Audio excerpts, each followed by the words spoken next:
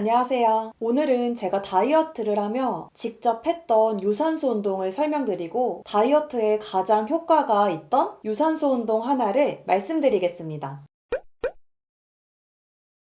제가 했던 유산소 운동은 빠르게 걷기, 스태퍼, 조깅, 인터벌 트레이닝, 실내 사이클, 계단 오르기, 아크머신 이 정도를 했어요. 제가 유산소 운동을 이렇게 여러 가지 했던 이유는 장소에 대한 제약도 있지만 오늘 유산소 운동으로 시원하게 땀 한번 빼고 싶다 라는 생각이 들었던 컨디션 좋은 날의 상태를 빼면 정말 유산소 운동 지겹고 힘든데 다이어트를 위해서 참고 견디면서 했던 날이 대부분이었기 때문에 같은 시간을 하더라도 좋은 효과를 보려는 그 마음 때문에 유산소 운동을 이것저것 했던 것 같아요. 결론부터 말씀을 드리면 다이어트에 가장 효과가 좋았던 유산소 운동 방식은 인터벌 트레이닝이었습니다. 그렇게 느낀 이유는 다양한 유산소 운동을 하면서 체중이 줄어드는 수치적인 변화의 부분에서도 그랬고 인터벌 트레이닝 방식의 유산소 운동을 하고 난 다음에 휴식을 취하는 시간에는 다른 유산소 운동을 한 날에 비해서 더 큰 허기짐을 느꼈고 무언가 내 몸에서 그 전에 먹은 음식들을 다 태워버리는 느낌을 주었어요. 그리고 저는 체중의 변화보다도 눈바디의 변화를 주로 사진이나 영상으로 찍어서 비교를 하는데 그렇게 인터벌 트레이닝을 하게 되면 다른 유산소 운동에 비해 복부에 있는 지방층이 더 빠르게 제거되는 속도를 체감했어요. 그래서 조금 더 호기심이 생겨서 이에 대한 정보를 수집했고 여러 개의 실험 논문들도 확인을 했습니다. 논문의 저작권 때문에 이곳에 첨부는 못하지만 구글에 인터벌 트레이닝 논문 이런 식으로 검색을 하게 되면 여러 개의 논문들이 나옵니다. 간략하게 요약해드리면 두 집단을 구성해서 한 집단은 인터벌 트레이닝을 하고 한 집단은 평범한 유산소 운동을 하는 집단으로 나눠서 일정 기간 동안 동일 조건에서 운동을 실행합니다. 결과는 인터벌 트레이닝을 한 집단에서 더 큰 체중 감소와 체지방 감소에 유의한 변화가 있었다는 결과이고 그러한 이유 중에서 하나는 인터벌 트레이닝 훈련의 경우 운동 중에 많은 산소를 공급받으며 운동을 하게 되어 운동 후에는 과도한 산소 소모를 통해 신진대사율이 크게 증가하여 운동이 끝난 후에도 에너지 소모가 되고 있다는 게 이유 중에 하나더라고요. 이러한 비슷한 연구 결과가 나온 논문들을 여러 개를 보고 제가 직접 체감했던 효과와 일치한다는 생각을 하였고 그 뒤로는 주로 인터벌 트레이닝 훈련을 하고 있습니다.